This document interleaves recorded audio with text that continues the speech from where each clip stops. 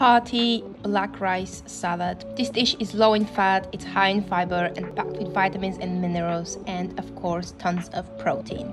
Let's begin. So you will need one small head of cauliflower cut into florets. Now I used a very small head of cauliflower, but if you buy a big one, just use half of it. And add a sliced red pepper. I used quite a large one, as you can see. So yes, add some salt, half a tablespoon of curry powder.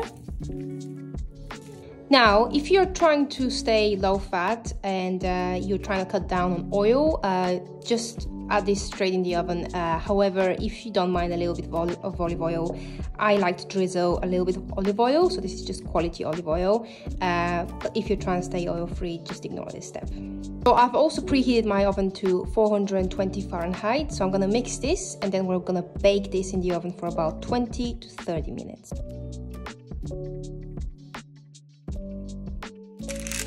Right, let's pop this in the oven. Okay, so this is half a cup of black uncooked rice. Now, it's good to cook your own black rice, but black rice takes a long time to cook. So if you're trying to cook a small batch, ideally, there are good pre-cooked black rices in the stores, primarily in Costco.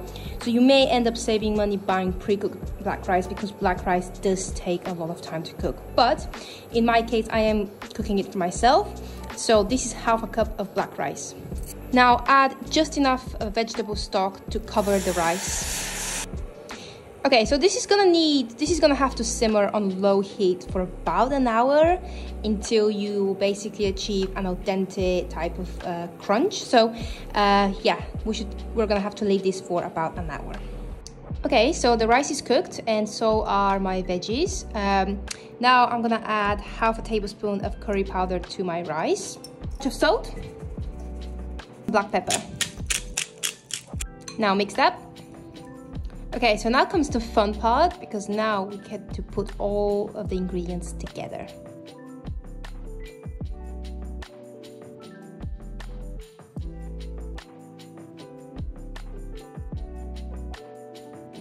Add some chopped herbs of choice. So I really like tahini. So tahini is very hearty and it's gonna work really well with this salad, but this is absolutely optional. I just really like tahini. I think it works really well, but again, if you're trying to stay low fat, then you should just skip that.